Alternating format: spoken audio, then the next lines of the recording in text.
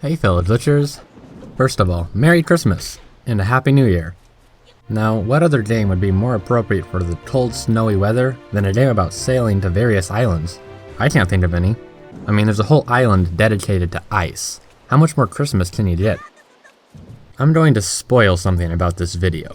There's an infinite jump in it. But before you think that I'm going to be spending half the video doing random jumps, I want you to know that I'm going to be spending half the video doing random jumps. But these jumps aren't like anything I've ever done before. Some of them are trivial, but most of them are the cornerstone to breaking this game.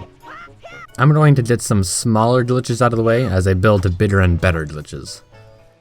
Get on top of a treasure chest and move backwards until the open command appears. Then open it. Link should fall down and then the animation will play, but all out of sync. This works on every treasure chest except for the boss key chest, which is the most scarce. Here's one you can do as soon as you start the game. Sometimes PIDs can be a little weird. Specifically, they'll start rotating sideways like this if you throw them next to this spot. There's a little bit of ground next to this wall, but it's so small that the PIDs can't quite climb up on it. I guess this is the next best thing. When you jump into the water from a cliff and climb into your boat when you're a good distance underneath the water, Link will float up for a brief moment after climbing into the boat. And sometimes he'll even go down. The AI in this game isn't the best, but there are some moments when it really shines through. For example, this Dark Knot hit this corner and then started walking to the wall for a very long time. And then there are Bokoblins, which can be a little absent-minded. Just something interesting, if you go to the spot where the Tower of Gods is supposed to appear and look up, you can see the bell floating in midair. When you're doing that challenge that Nico has you do in the pirate ship, jump from this rope to this edge and climb up on the left side. When Nico is done talking, he'll walk straight over to you and get a little too close for comfort. When you make the trip to place the 3 pearls on their designated statues, place a bomb behind you as you're just about to activate a statue. Link will get blown up and then touch the load zone for the statue. You'll see Link's hat is up as if the wind is blowing it. I find this interesting because you can see it even when Link's supposed to be out of the screen. On Windfall Island, you will eventually be able to buy statues that you'll be able to place in certain locations. But there are only 2 locations that will work for this duplicating glitch, and they're on top of this arch. With any statue set to any button, climb up on this spot and then spam the button with the statue. If successful, you'll see a duplicate of the statue appear above Link before Link actually places the statue. Then remove the real statue and repeat this as many times as you want, as long as your console can handle it. I did this for a probably unhealthy amount of time, and the Wii U just didn't really approve. I got this lovely thing, I should probably name it something, but after it got bad enough, I decided to play a Sun on the Wind Waker. Everything was way out of sync.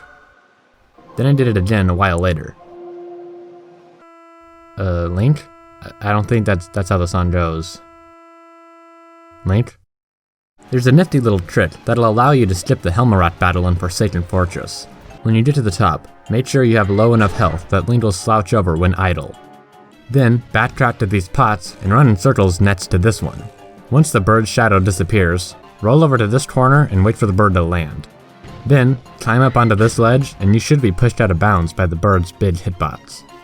Now walk over here and crawl under this wall. Aim Link so that when he runs forward, he jumps onto this wall. From here, just walk around the wall until you get to the path that leads up to Ganondorf's room. And then you're good. This step will void you of the heart container that you would usually get upon beating this boss, but it's something I will use later. Oh, and also, when you're up here, you can still lock onto the Helmarat King and get some really weird camera angles. Down in Hyrule, there's land as far as I can see, but the game limits you to this wimpy little path. Fortunately, some limits are meant to be broken, and this is one of them. If you hookshot this target in a certain spot while standing in a certain way, you'll be put on top of the target after hitting it. Now, this target is the only thing up here with collision, so don't try walking around. Instead, jump off and use your leaf. Glide over the wall on either side of you to freedom. If you are tired of seeing blue up above, trust me, you'll be begging for it after a few hours of this. And the music is kinda repetitive. If you want to travel anywhere far, watch out for sudden drops, or places without any collision. And I devised a method of doing so. Just whip out your bow and arrow and keep shooting at the ground in front of you. You can put the arrows back up if there is collision, but if it goes through the ground, you'll want to change your path. I got pretty far, but there's not really much to do up here except lure a peahat up. If you didn't know, there's an alternate ending to Wind Waker. One that involves an unresponsive Zelda standing before Ganondorf doing yoga? To get this, you need to get hit by Ganondorf right as you attack him with the final blow. The cutscene will be replaced with Link dying. And if you beat him again, this time normally, you'll spawn in this limbo-like state. You can hit Ganondorf, but it won't do anything, and Zelda just sits there. This isn't part of the same glitch, but I accidentally got this really weird sequence of events, which seemed to happen by Zelda's arrow hitting Ganondorf and then hitting Link's shield, and then hitting Ganondorf again, before he proceeded to hit Zelda. But Zelda was nowhere to be seen, which made Ganondorf look really dumb. And after Zelda recovered, she just sat there looking tired until you spoke to her. You know, you spend a lot of time with water not to be able to go deep sea diving, but we can fix that. To perform something called the Wind Waker dive, Link has to pull out his Wind Waker next to an object that will push him off an edge. This worked with pots, which can be found almost anywhere. Place a pot close to the edge, and then put Link even closer to the edge, and use the Wind Waker. You'll notice that Link moves back and forth just slightly. This is what causes Link to fall off the edge. If you did it correctly, you'll fall into the water. If you play the Wind's Requiem, Link will cause a crazy amount of splashes. The next section is where things will start getting complicated. I'm going to be taking advantage of a few glitches in order to break the game in certain ways. Let me explain what they are. Leaf pumping. More of an exploit than a glitch, this trick allows you to get to places you wouldn't be able to get to by using the leaf normally. When Link pulls the leaf out of midair, he rises a little before falling. We can abuse this by cancelling and reusing the leaf as much as we can while airborne. The timing is tricky, and just one slip will usually mess the entire thing up. I'd recommend pressing the leaf button twice after cancelling it to ensure you don't fall any consequential amount of distance if the first press didn't register. I don't use this trick that much, but it is helpful to keep in mind. Ledge clipping. This one has a lot of variation, but the most basic version involves an L-shaped ledge where Link can begin climbing up on the intersection. You'll see Link is partially inside the wall, but gets pushed out when he stands up. If you roll after he stands up, and before he gets pushed out completely, Link will go all the way through the wall and get out of bounds. Another technique involves a ledge against a flat wall. We'll need the help of another hitbox to get this to work. The most convenient is the bomb. If we position ourselves by hanging onto the ledge, moving against the wall, and then getting back up, we can place a bomb behind us, backflip, use our leaf, and then cancel it. We should grab the ledge between the wall and the bomb. Move towards the bomb, because this prioritizes its hitbox to push us out of bounds. Moving towards the wall will cause the wall to push you instead. After getting pushed inside the wall, you have a couple options. Sometimes you'll want to immediately fall, or drop and use the leaf. Or even just stay there. But this all depends on what you're trying to achieve. Sometimes this clip can be done with different hitboxes, but these are pretty rare, and may prove to be useless. One good example is this ledge in the Tower of Gods. Just backflip and use your leaf to grab this ledge, then drop down over the statue. Move left, climb up, and then glide over to this passage. At Forest Haven, using this spot right here, clip inside and then try to get under the top of the river that leads to the entrance. Just follow this general path and you should be good. Also, if you approach it really slowly, you can touch the water without clipping back inside. Now you can see what Link's body looks like when it's swimming. In the Tower of Gods, if you clip through this wall, you can glide onto your boat and then sail into the void. I traveled for a long time, but nothing happened. It was just more of the same. In Ganon's Tower, you can just get fighting the 4 bosses. After a series of glides from pole to pole, you can use a bomb to clip through the wall and glide to the load zone. Just make sure you take out this bokoblin before attempting this. If you fall out of bounds in this room in Ganon's Tower, the boat will spawn out of bounds. I tried to get to it, but it was just too far. This clip is a little different than the other ones. You need to roll towards this ladder in a specific way, and Link should be placed a little inside the wall. From here, just roll right and you're out of bounds. Unfortunately, the screen will black out and you'll be placed underneath the boat. And then that'll happen over and over. Forever. This is another special case, but in Hyrule, you can get inside this pillar and then jump into the void. You just need to climb up into this rail, move over to this corner, and aim like so. Then set a bomb in front of you and grab the ledge. Move towards the bomb and then drop. On the ground, you need to hold your shield in front of you before the bomb explodes. When it does explode, you'll be pushed inside the wall. If you do this after just obtaining the Master Sword and jump into the void, you'll respawn under the statue. Upon re-entering the room, there's not much to see. But if you do it the second time around, after this cutscene, you'll find the King of Hyrule just sitting down there, and you can talk to him, but it just soft-locks the game. Say, that text looks familiar. Maybe he says whatever the last text box said. This time I didn't activate any text boxes. No it didn't softlock. I guess items are special. But you have to use an item between every attempt, or nothing will show up and hence, a softlock. Sadly, we can't take our own picture of him for the statue. Apparently it's not good enough. Bomb jump. If you place a bomb behind you and then jump slash before it explodes, Link will get an extra boost to reach those places that are just out of reach. A nifty use of this is in the Wind Temple. You can get over these spikes and skip the block puzzle. This can also be used to do something called Back in Time. Go to that little flying minigame where Link and his Leaf have to make it across a raging windstorm to the goal. But let's not do that, and leave after we've activated the game. If you bomb jump in this corner, you should get launched on top of it. Then just fall down and carefully jump into your boat without landing in the water. You can go to Windfall or Outset, but now the pirate ship is back in both places. On Outset, you'll find Nico, Gonzo, and Quill standing in front of the ship, but Tetra is nowhere to be seen. On the ship, you can find some more pirates, but more importantly, you can enter the ship. Normally, it'll be the second version of the ship where you got the bombs, and leaving will drop you just offshore at Windfall. Entering Fairy Woods won't do anything except cancel the glitch. The same goes for any load zone. Item Slide. This is the most complicated and is the hardest to master.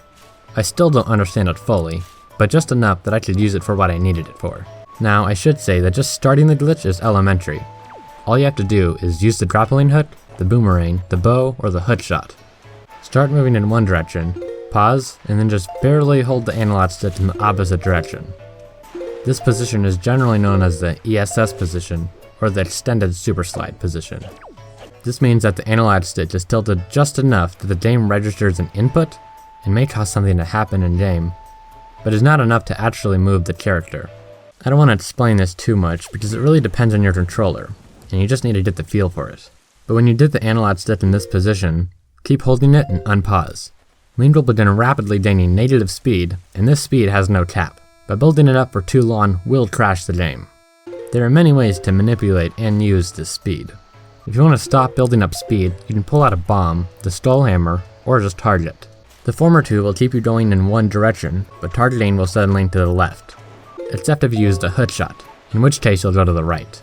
And you can cancel your speed in a lot of ways, which include using the D2 leaf, equipping the iron boots, using the Skull Hammer, and getting hit.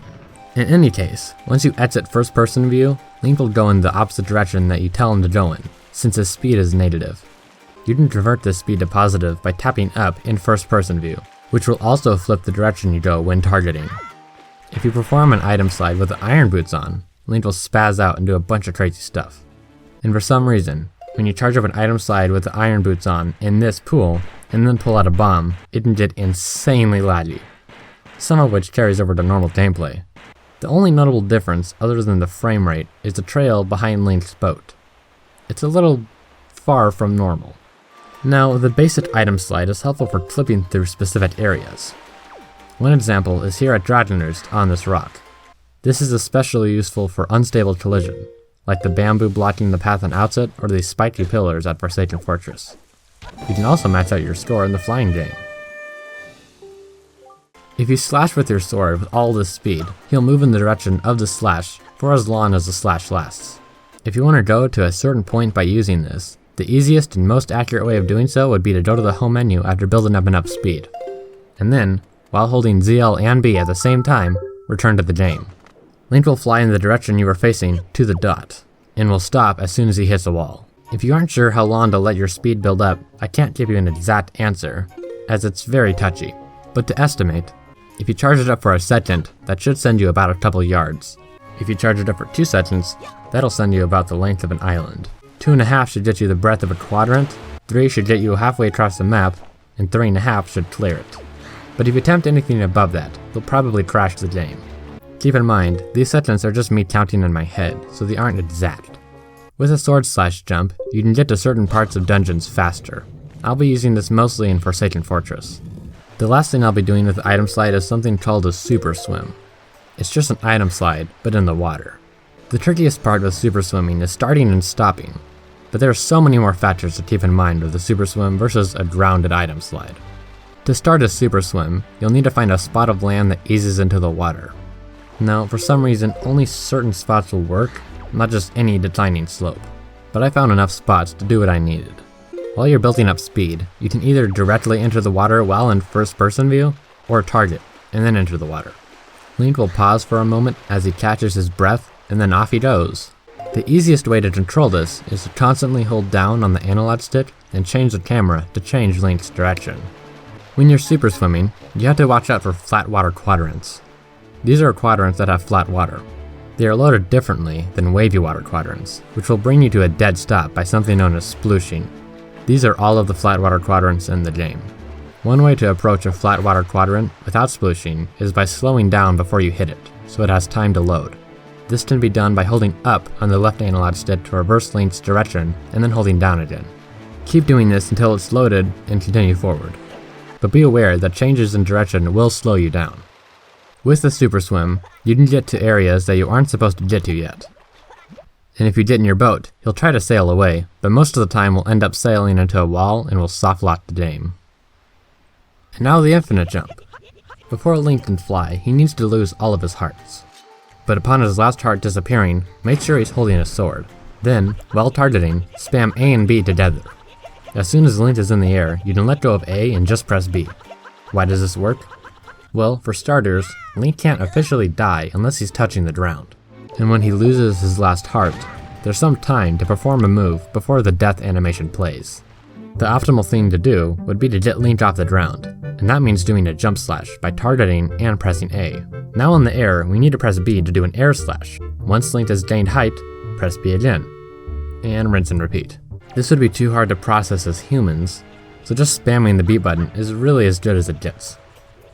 Before you start believing that I actually sat there spamming a button for hours on end, I did not. I'm not that hardcore, but I did get a Pro controller with a turbo setting. Then I attached a rubber band to it, placed a laser brick on the button underneath the rubber band, and left it there to do its thing. The controller I used had speed settings for the turbo, but I didn't know that until a good while into doing this. So you may see Link occasionally jumping at a slower rate than usual. During the infinite jump, Link can use any items he could use in the air, but sometimes they work differently. You can pull out a bomb, and then cancel it with a Deku Leaf to drop it. You'll also notice that the Deku Leaf isn't normal. You'll stop for a moment, but you can't glide, and as normal, you need magic to pull it out. This infinite jump may sound super useful, but the only direction Link can go is straight, and since he's dead, low zones are not active. And also, touching the ground will kill you. The best time in the game to use this would be before we arrive at Dragon Roost Island, which is where we receive the grappling hook, enabling us to item slide anywhere.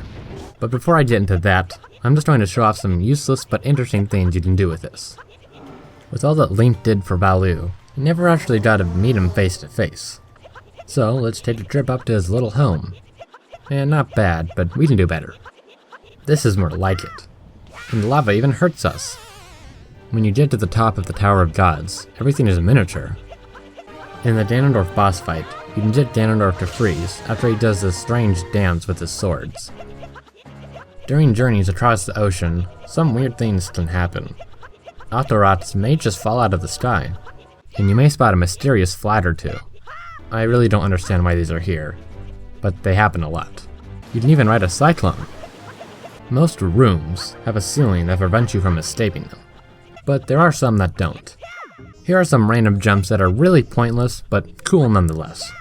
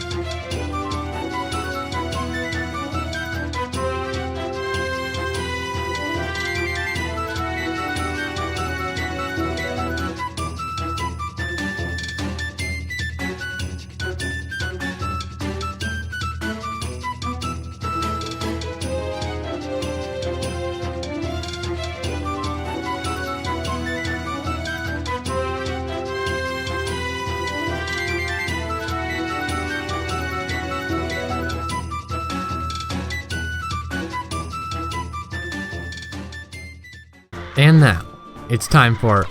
Oh hey, would you look at the time?